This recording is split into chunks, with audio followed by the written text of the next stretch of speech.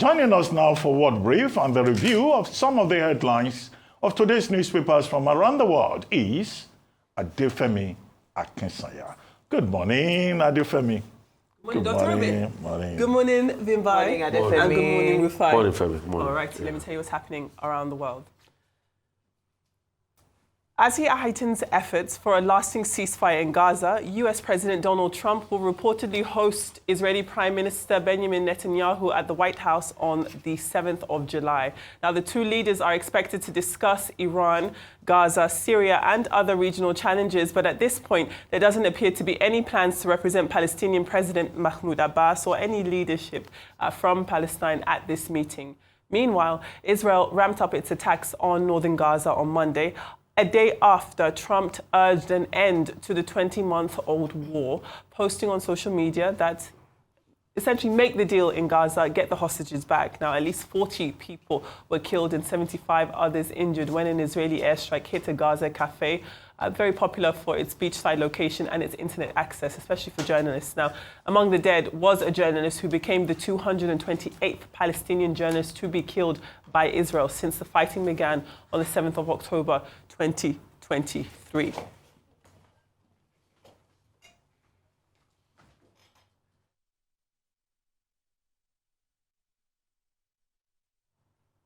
Mainland Europe now, where a record number of heat alerts are in place across France as the country and other parts of southern and eastern Europe remain in the grip of soaring temperatures. 16 French regions, including Paris, have been placed on red alert for Tuesday. That is the country's highest alert, while 68 others are on orange alert. Now, heat warnings are also in place for parts of Spain, Portugal, Italy, Germany, the United Kingdom, and Balkan countries, including Croatia. Now, both Spain and Portugal had their hottest June days on record at the weekend, while in Turkey, rescuers evacuated more than 50,000 people, mostly from the resort city of Izmir in the country's west, as firefighters continue to put out hundreds of wildfires that have broken out in recent days.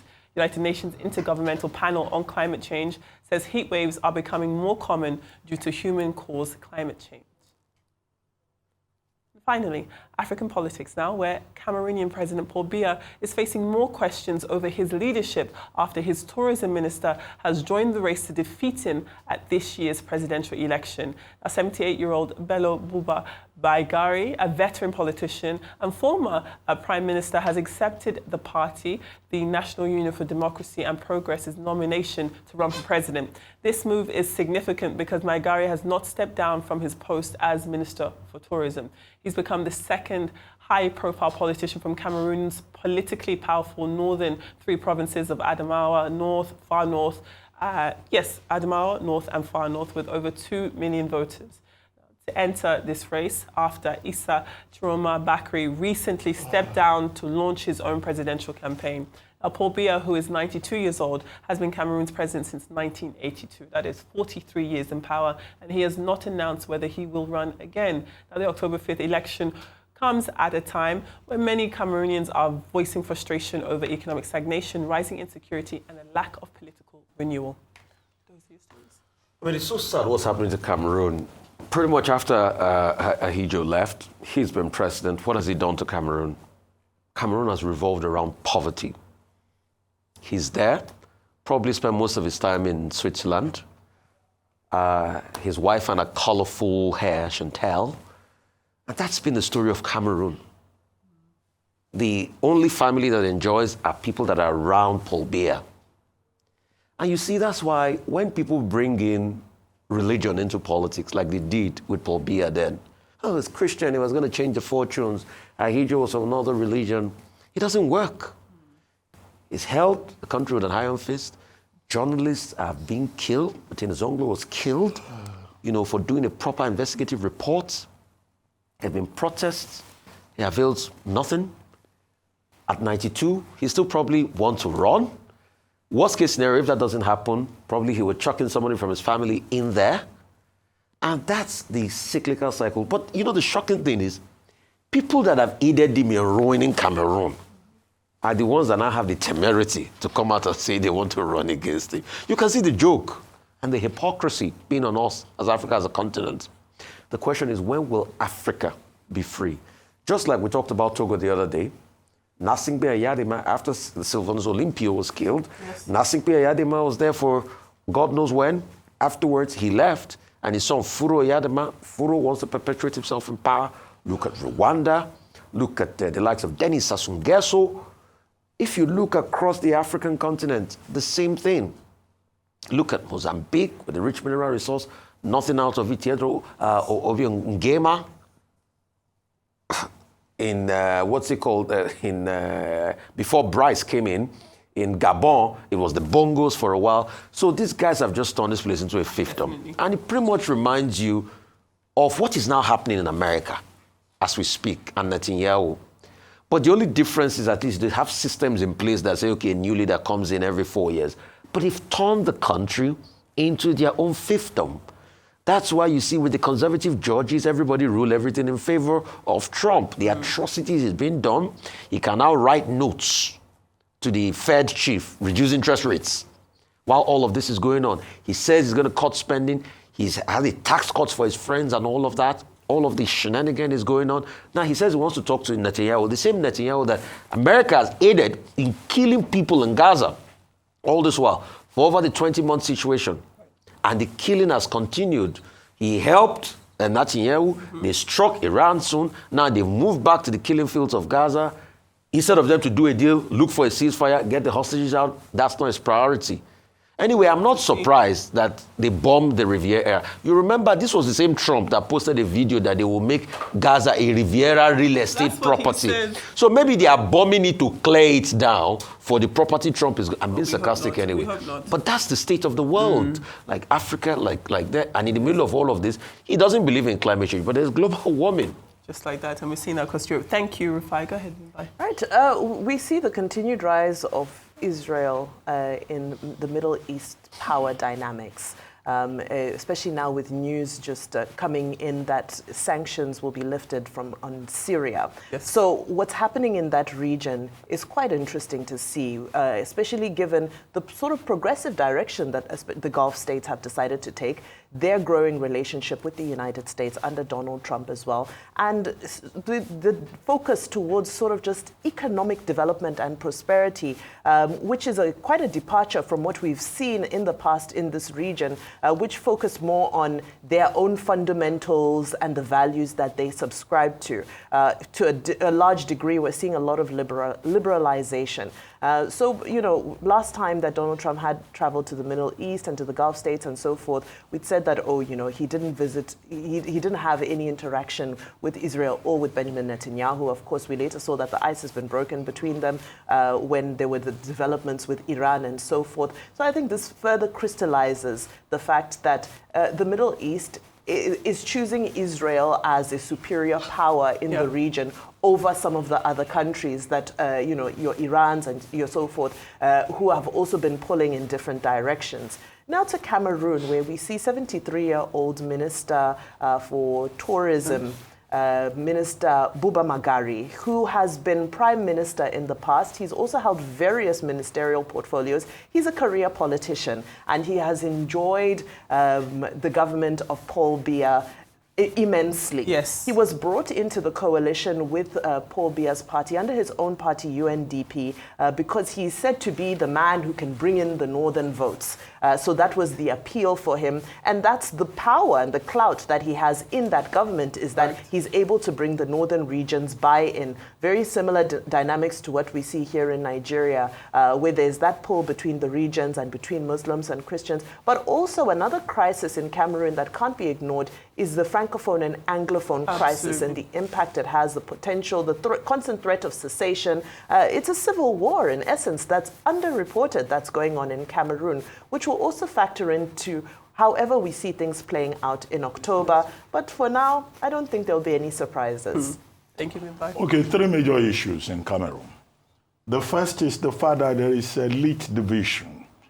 Magari, 78, who has now been nominated by the UNDP, used to be an ally of Paul Biya. The other man, Bakari, you know, he was also an ally of Paul Biya. Yeah. So they've been together in power for a very long time. Yes. So what we may be seeing is there's division amongst the elite. The second thing that we may be witnessing may be a shifting balance of power. Now, both Magari and Bakari, they come from the north. Adamawa, north, far north. Now, the population of registered voters in Cameroon ahead of the October 5 general election is 8 million. Over 2 million come from the north. So you see, these northerners now shifting the alliance that they've had with the central region that Paul Biya comes from seems to be changing. The third major point is the fact that Paul Biya himself has not spoken. We see very clearly that the uncertainty that reigns is perhaps the old fox still trying to see how he can perpetuate himself in power. So he raises afresh the question about Settitism in Africa, the kind of dynasty that we have seen in Gabon, the kind of Settitism and dynasty building that we have seen in Guinea Equatorial and also Yoweri Museveni's Uganda. Yes. Before then, we had Robert Mugabe in Zimbabwe. Now, to the next issue. President or Prime Minister Netanyahu is going to see Trump July 7th. That will be the third meeting that they will be having since Trump assumed office. Ahead of that July 7th meeting, Prime Minister Netanyahu yesterday had two meetings with his top aides and ministers. They couldn't reach a consensus. They're going to meet again on Thursday this week. Already, the Strategic Affairs Minister, Ron Dermer, is already in the U.S. ahead of Netanyahu's visit. What are the issues on the table? Israel and Iran. Of course, yes. With the U.S. getting involved in that, that will be one of the issues on the table. Gaza. Now, Netanyahu and the Hamas, they are just digging into their positions. They are not shifting. Netanyahu and the Israelis, particularly the religious Zionism party, are saying that any kind of ceasefire with Hamas will be a tragedy for Israel. So Israel is saying, release the 50 remaining hostages. Trump is also putting pressure, release the hostages. The Palestinians are saying, no, you don't give us conditions. There must be peace, there must be humanitarian support. So you find them at that level. The third issue will be Syria.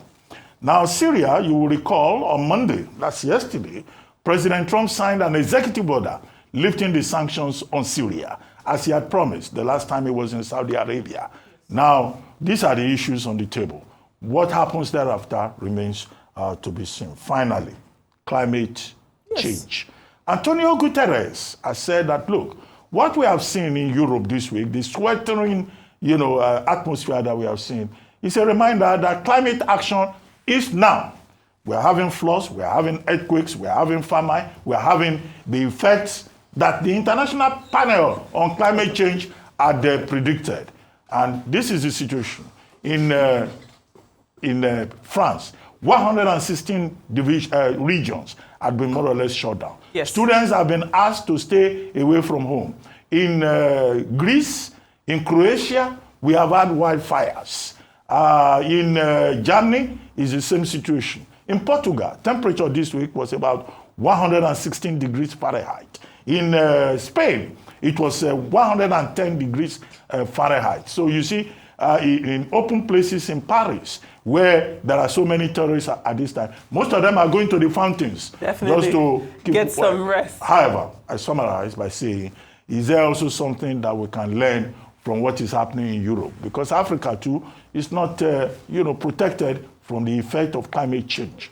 But the basic point is, as the point made by the UN Chief of Human Rights and the UN Secretary General, that climate action is important. And having a healthy, clean, sustainable environment is critical to the survival of the human race. Agreed. Well, thank you all for your submissions. Let's move on to newspaper headlines across the globe. We begin in Nigeria with This Day. This Day does report that Peter Obi has hinted at a possible run in the 2027 presidential elections as he pledges to stabilize the country as part of his national rebirth agenda. Obi did not shed any light on the prospect of a joint ticket with Atiku Abubakar. This day also reports that the 100th National Executive Committee meeting of the People Democratic Party has reinstated Senator Samuel Ayamu as the party's national secretary. And it's that story which has dominated headlines across today's papers across Nigeria. And those papers include The Punch, The Daily Trust, and the Daily Sun, which both lead with the PDP's decision. Now, this week's edition of The Advocate by Onikepo Braithwaite takes a look at the ending of this 19-year-old case, which, in her article, which is titled The Injustice of the Gwandu Emirate Case, which refers to the Supreme Court nullifying a Kebbi State High Court judgment reinstating Al-Mustafa Jokolo as the 19th Emir of Gwandu in Kebbi State. Now, the New Telegraph reports that the Ondo State government says a probe into the death of former Governor Oluwarotimi Akeredolu will soon be opened, with his corpse likely to be inspected and his wife, Betty Ayamu Akeredolu, quizzed. Now, Akeredolu died on the 27th of December 2023 after undergoing treatment for leukemia at the start of that year. It is also worth noting that relations between his widow and the current state government in Ondo have deteriorated following the demolition the Owo Memorial Park last month. Very quickly to UK papers, and the Daily Express is reporting that the BBC boss Tim Davie is under fire to act now or resign, and that's after a UK punk band, Bob Vinnan, called for death to Israeli troops during their Glastonbury Festival performance. Now, chants of Free, Free Palestine and Death, Death to the IDF were condemned by British Prime Minister Sir Keir Starmer, who said that the BBC had questions to answer over its live broadcast of the group's performance over on Saturday. Those are your papers. I believe we've got a few seconds to that was distasteful by Bob Villan. You can say free, free Palestine, but I don't believe in death to other people, because if you're fighting for freedom and you're wishing death on other people, then it's very, very bad. As regards the BBC broadcasting it, I mean, there was a lot that went into it. It was a live broadcast. Yes. And could they have responded on time? Could they have caught it? I mean, that's BBC's problem. So BBC has been on the knife edge for a while. But please, I'd like to beg the Ondo State government, let Akeredolu rest in peace. Please, leave his wife out of it. His wife has a right to be able to criticize and not, completely agree with the government. So I see this as a vindictive measure because his wife has been a forthright force, and it doesn't look fair on the surface. And she had a right when she campaigned and advocated, that memorial should not just be destroyed like that. The truth has to be said. Even if the king did not want the memorial there, yes, they could have made arrangements, started building another memorial before they destroyed the one that was there. Agreed. So let's call it spade a spade, and let's stop all of this, please. Let Akeredolu rest in peace. I echo that. I think this is distasteful. Just the other day, we were talking about Hakainde Hichilema, president of Zambia, and the issue of Edgar Lungu, and we were saying some of these rivalries and animosities, you cannot carry them on after somebody has transitioned. Yes. Let it be. We know that he was in ill health. We know that he battled, with illness for a very long time before he passed away. So what are we trying to investigate exactly? Now, yes. We have to remember that beyond him being a public figure, he's also a father, a husband, a relative to so many people. And no need to re-traumatize that family. Let's just, I plead with the Ondo State government to let this one go.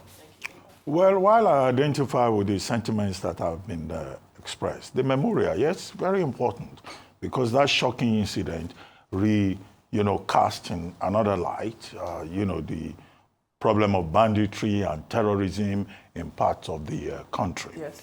But we are told that some buildings in that location were demolished, and the families that own the properties that were destroyed, they've been fighting too since then.